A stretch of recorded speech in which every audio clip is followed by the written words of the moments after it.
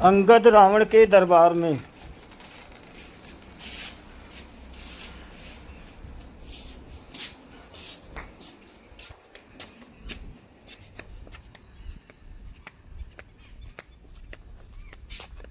कहानी है अंगद रावण के दरबार में।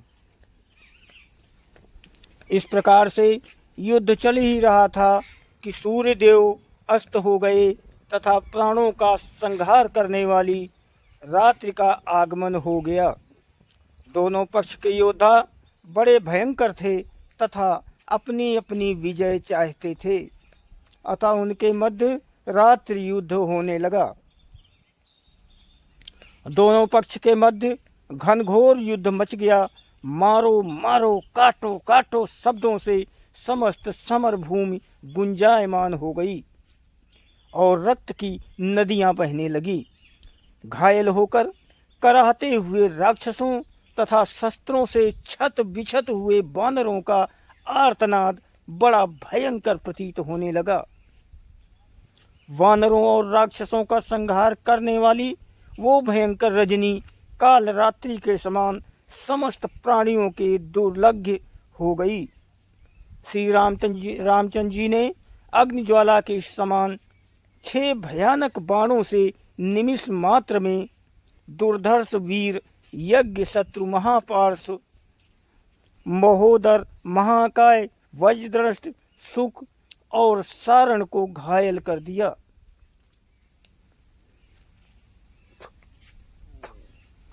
निमिष मात्र में दुर्धर्ष वीर यज्ञ शत्रु महापार्श्व महोदर महाकाय वज्रदंष्ट सुख और सारण को घायल करके वे 6 राक्षस श्री रामचंद्र जी के बाण समूहों से अपने मर्म स्थान में चोट खाने पर युद्ध छोड़कर भाग गए, इसीलिए उनके प्राण बच गए। उनकी आयु शेष रह गई। महारथी श्री राम ने अग्निशिखा के समान प्रज्वलित भयंकर बाणों द्वारा समस्त दिशाओं में प्रकाश कर दिया। उनके समक्ष जो भी राक्षस वीर आते थे वे उसी प्रकार से नष्ट हो जाते थे जिस प्रकार से आग में पड़कर पतंगे जल जाते हैं।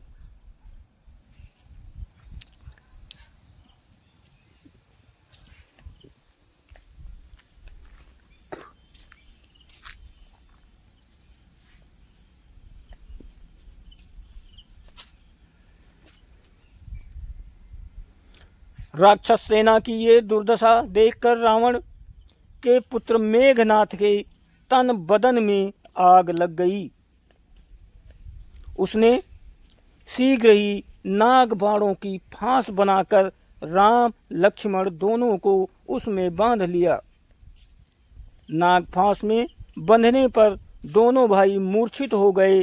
श्री राम के मूर्छित होकर पृथ्वी पर गिरते ही मेघनाद ने हर्षोन्मत्त होकर 10 दिशाओं को गुंजाने वाली गर्जना की। राक्षस सेना में फिर से नव जीवन आ गया और वो मेघनाद की जय जयकार करती हुई बड़े उत्साह से वानर सेना पर टूट पड़ी। मेघनाद उनके उत्साह को बढ़ाते हुए कह रहा था, जिनके कारण आज शोणित की सरिता बह रही है वे ही दोनों भाई नागपाश के बंधे पृथ्वी पर मूर्छित पड़े हैं। अब देव नर किन्नर किसी में इतनी सामर्थ्य नहीं है जो इन्हें नागपाश से मुक्त कर सके।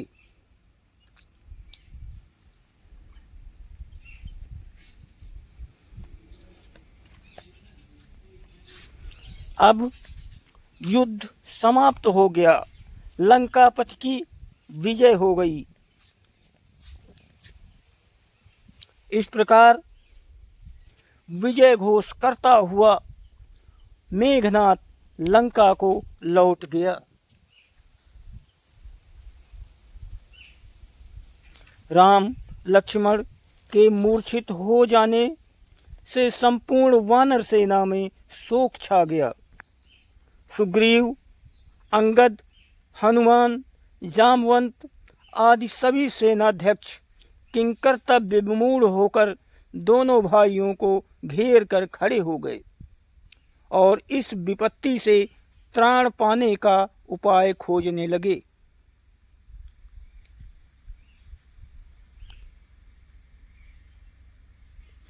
तभी विभीषण ने उन्हें धैर्य बंधाते हुए कहा, हे वीरों, भयभीत होने की आवश्यकता नहीं है।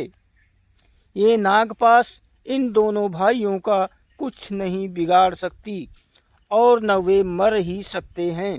इसलिए तुम इनकी चिंता छोड़कर अपने अपने मोर्चों पर जाकर युद्ध करो। इन दोनों भाइयों को तुम मेरे ऊपर छोड़ दो। उधर जब रावण ने मेघनाद के मुख से राम लक्ष्मण के नागपाश में बंधकर मूर्छित होने का समाचार सुना तो उसके हर्ष का पारावार न रहा।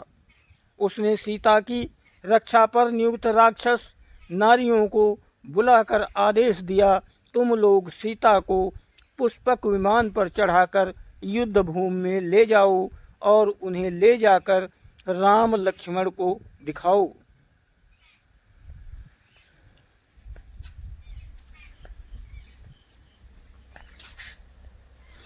जो पृथ्वी पर मरे पड़े हैं।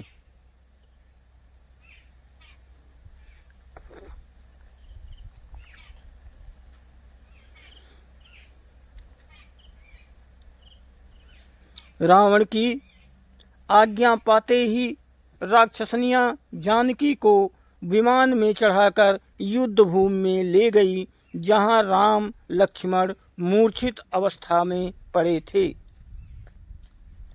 सीता ने देखा राक्षस सेना जय जय नाद कर रही है और वानर सेना शोक में डूबी हुई निराश खड़ी है। दोनों भाइयों को इस प्रकार पृथ्वी पर पड़ा देखकर सीता के धैर्य का बांध टूट गया और वे फूट फूट कर रोने लगी। हाय, आज मैं विधवा हो गई। बड़े बड़े ज्योतिषियों की ये भविष्यवाणी मिथ्या हो गई कि मैं आजीवन सधवा रहूंगी, पुत्रवती बनूंगी। हे नाथ, आपने तो कहा था कि मैं अयोध्या लौटकर अश्वमेघ यज्ञ करूंगा। अब उस कथन का क्या होगा जो विश्व को जीतने की शक्ति रखते थे, आज वे कैसे मौन पड़े हैं।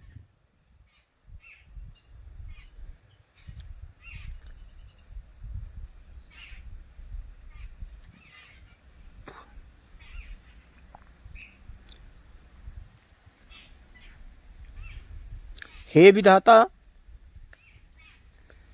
तेरी ये क्या लीला है। हे त्रिजटे, तू मेरे सती होने का प्रबंध करा दे। अब मैं इस संसार में अपने प्रिय राम के बिना नहीं रहूंगी। अब मेरा जीना व्यर्थ है। सीता को इस प्रकार विलाप करते देख त्रिजटा ने कहा, हे जानकी, तुम व्यर्थ में विलाप करके जी छोटा मत करो। मेरा विश्वास है राम लक्ष्मण दोनों जीवित हैं, केवल मूर्छित हो गए हैं। ये देखो, वानर सेना फिर युद्ध के लिए लौट रही है। सुग्रीव और विभीषण उनके चेतन होने की प्रतीक्षा कर रहे हैं। मेरा अनुमान मिथ्या नहीं है, वे उठकर फिर युद्ध करेंगे और रावण का वध करके तुम्हें अवश्य ले जाएंगे। तुम धैर्य धारण करो। इस प्रकार सीता को समझा बुझाकर त्रिजटा सीता सहित विमान को पुनः अशोक वाटिका में ले आई।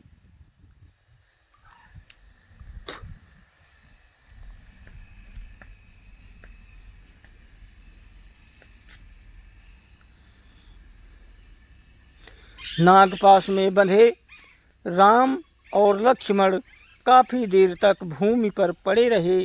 तभी अकस्मात जोर से आंधी चलने लगी। आकाश में घने बादल छा गए। इतने में ही आकाश मार्ग से विनता का पुत्र गरुड़ उड़ता हुआ आया। उसने दोनों भाइयों के पास बैठकर उनके शरीर का स्पर्श किया। गरुड़ के स्पर्श करते ही समस्त नाग भयभीत होकर पृथ्वी छोड़ भाग गए और छिप गए। नागों के बंधन से मुक्त होने पर राम और लक्ष्मण ने अपने नेत्र खोले। उनके पीले पड़े हुए मुखमंडल पर नवीन आभा से चमकने वाली आभा पैदा हुई। चैतन्य होकर राम ने गरुड़ को धन्यवाद देते हुए कहा, हे वैनते, तुम्हारे अनुग्रह से हम दोनों भाई इस बंधन से मुक्त हुए हैं। हम तुम्हारा कैसे आभार प्रदर्शन कर सकते हैं। राम की ये विनम्र वाणी सुनकर गरुड़ ने उत्तर दिया, हे राघव, मैं तुम्हारा मित्र हूँ।